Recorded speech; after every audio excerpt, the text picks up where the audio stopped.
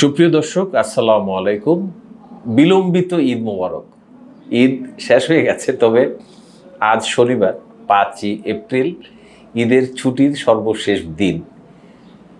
যারা প্রাইভেট বিভিন্ন কোম্পানিতে কাজ করেন তাদের মধ্যে কেউ কেউ অবশ্য কাজ শুরু করে দিয়েছেন ইতিমধ্যে।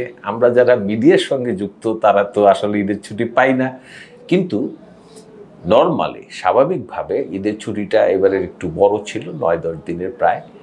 তো কাল শুরু হচ্ছে আবার নতুন করে কর্মোদ্যোগ, আবার মানুষ কাজের জগতে ফিরে আসবে, আমরা সেভাবে আশা করছি। ঈদের বলতে গেলে আজকে ঈদের ছুটির শেষ দিন। আজকে আমরা টক অফ দ্য টাউনে কথা বলবো এই বিষয় নিয়ে। আমরা দুজন, আমার সঙ্গে আছেন শেখ নজরুল ইসলাম ভাই।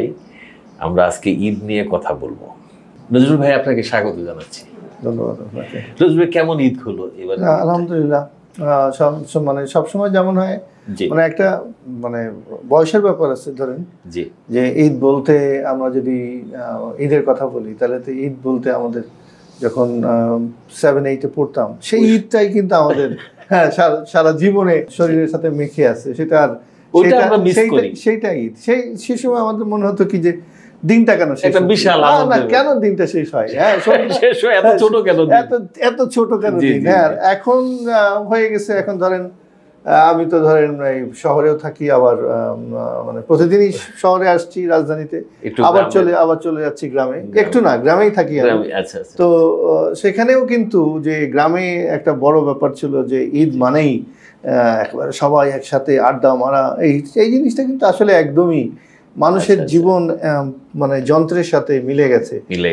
আড্ডা যে জিনিসটা, সেই জিনিসটা কিন্তু খুব একটা আমাদের নেই বললে চলে। গ্রামে তো আপনি খুঁজে পাবেন না। মানে মানুষ তার ইন্টারনেট চলে গেছে, বিদ্যুৎ চলে গেছে, সব কিছু একেবারে ঘড়ির সাথে ওখানেও অনেক ব্যস্ততা।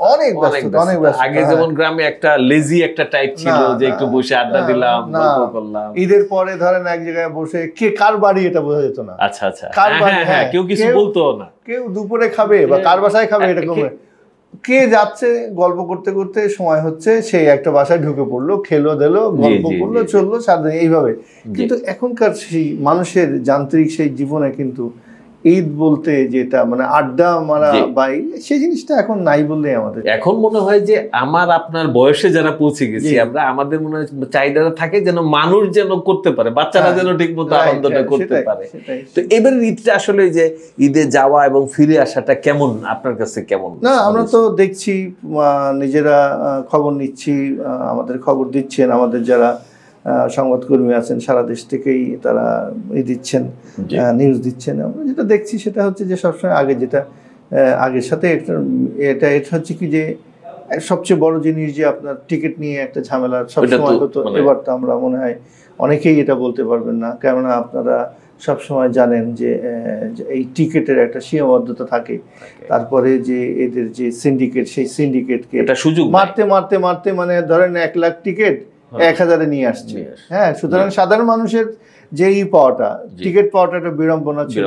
পলিটিক্যাল একটা ছিল, আইএফ ছিল, তাদের জন্য এই রাখতে হতো স্বাভাবিকভাবে, বুঝছেন না, যে পাওয়ার প্র্যাকটিসের জন্য সবসময় এই করতে। এবার আমরা দেখলাম যে টিকিটের সেই ঝামেলাটা অনেকটাই কমে গেছে। এবং মানে আপনি দেখছেন কিনা, খেয়াল করছেন কিনা, আবার আপনার যে ম্যাজিস্ট্রেটরা কিন্তু একটা টিম ওয়াইজ বাস স্ট্যান্ড গুলিতে, রেলওয়েতে আমরা খুব অ্যাক্টিভলি, এবং কয়েকজন ম্যাজিস্ট্রেট তো খুবই মানে নামও করেছেন তারা, মানে কাজ করলে যে আপনার সুনাম বাড়ে, এটা তাদের জন্য একটা অবশ্যই অবশ্যই আমাদেরকে ধন্যবাদ দিতে হবে, তারা কাজ করেছেন বলে সাধারণ মানুষ অনেকটাই সুযোগ সুবিধা।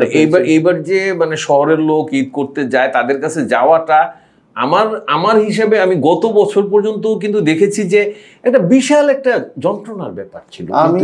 আমি তো ধরেন ঈদ হলেই আমাদের যখন বাবা মা ছিলেন তখন তো সাতক্ষীরাতে যেতে হতো। আমরা টিকিট কেটেছি ধরেন একটা কোনো মানে প্রসিদ্ধ একটা কোম্পানিতে, তো সকাল 7টার সময় গাড়ি আসবে, আমরা 6টা থেকে বসে আছি, 7টা বাজে, 8টা বাজে, 9টা বাজে, আর আসে না, 2টা, 2:30, 3টা, পরে বাধ্য হয়ে বাসায় যে মানে I have to change my decision যে আমরা যেতে পারছি না। সুতরাং একটা মানুষের ধরেন প্রিপারেশন থাকে। সেই প্রিপারেশনটা কি, ধর আমি গ্রামে যাব, মানুষের সাথে মিশবো, 2-3 দিন থাকবো, বাচ্চারা সেখানে খেলাধুলা করবে, অনেক আত্মীয় স্বজনের সাথে দেখা হবে, যাদের সাথে সব সময়। তো সেরকম এটা কি এই যে বাসগুলোকে এমন ভাবে করা হতো যে মানুষের যে তাদের পরিকল্পনা, সেই পরিকল্পনা অনুযায়ী তারা চলতে পারতেন না। সেই জায়গা থেকে আপনি লঞ্চ বলেন, ট্রেন বলেন, প্রত্যেকটা জায়গাতেই সব জায়গাতেই একটা এক ধরনের স্বস্তি এসছে। এবং শুধু তাই না, যে নিরাপত্তার যে বিষয়টা, সেটা হচ্ছে কি যে রাস্তায় নাম্বার অফ অ্যাক্সিডেন্ট, বড় বড় অ্যাক্সিডেন্ট, এবার সেই চোখে পড়ে নাই। এইটা যে ম্যানেজমেন্ট করা গেছে, বা এটা হচ্ছে কি যেহেতু সবকিছু একটা সিস্টেমটাকে যদি আপনি নিয়ে আসতে পারেন, আপনি যদি সিস্টেমে নেন, তাহলে নাম্বার অফ অ্যাক্সিডেন্ট সেখানেই করবেই, সেখানে নাম্বার অফ হয়তো যার মৃত্যু আছে সে মৃত্যু হবে, এটা তাহলে আমরা কিছু নাই। কিন্তু কিছু এটাকে মানে অনাকাঙ্ক্ষিত বিষয়গুলিকে আমরা ইচ্ছা করলে এই করতে পারি, কন্ট্রোলের মধ্যে আনতে পারি। সেটা এবার তা প্রমাণ হয়েছে। আমরা সবাই যদি আন্তরিক হই, তাহলে সেক্ষেত্রে আমাদের দেখা যাচ্ছে যে আমরা অনেকটা শৃঙ্খলিত বিষয়গুলোকে আমরা এগিয়ে নিতে পারবো। তো নজরুল ভাই, একটা পার্সোনাল প্রশ্ন করি, ঈদে কি নতুন জামা কাপড় কিনছেন কিছু, বা কেউ দিছে উপহার? এইটা একটা খুবই একটা গুরুত্বপূর্ণ প্রশ্ন। এটা আমি ঠিক জানি না। হ্যাঁ, কেন আমার সাধারণত ধরেন গিফট আমার ব্রাদার ইন ল যারা আছেন তারা সাধারণত দেয়। তো এরা ভাবি দেয় না, ভাবি আসলে হচ্ছে কি যে আমরা ধরেন একটু গ্রামে থাকাতে আমাদের সবকিছু শপিং এটা হয় কিন্তু অনলাইনে। তো এবারে হয়তো কেউ কিছু দিছে, কিন্তু এই পর্যন্ত আমরা এখনো ওটাকে করি নাই, এখন দেখা হয়নি। আর হচ্ছে যে অন্য কেউ এরকম দিলে তো আমার হয়তো কলিগ বা অন্যান্য করে, তারাও এবার, কেননা আমি এবার ধরেন একটু আগেই চলে গেছি, যার জন্য হয়তো সুযোগটা ছিল।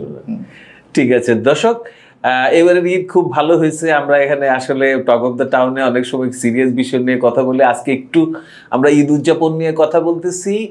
তবে একটা বিষয়ে একটু সিরিয়াস থাকি আমরা, সেটা হচ্ছে যে কাল থেকে কাজ শুরু হচ্ছে, কাজের বিকল্প কিছু নাই।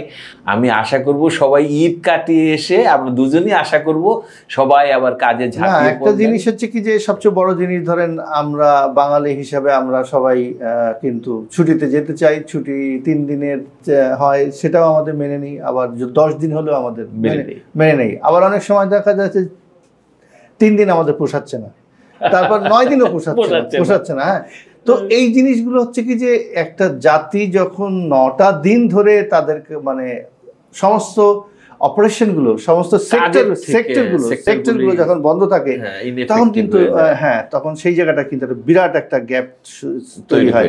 সেই জায়গা থেকে আমাদেরকে definitely we have to jump into the work, এবং আমাদের কাজের কোনো বিকল্প নাই। পৃথিবীর যেই জাতিকেই বলেন না কেন, তারা কিন্তু কাজের দিকটা খুবই অগ্রাধিকার দেয়।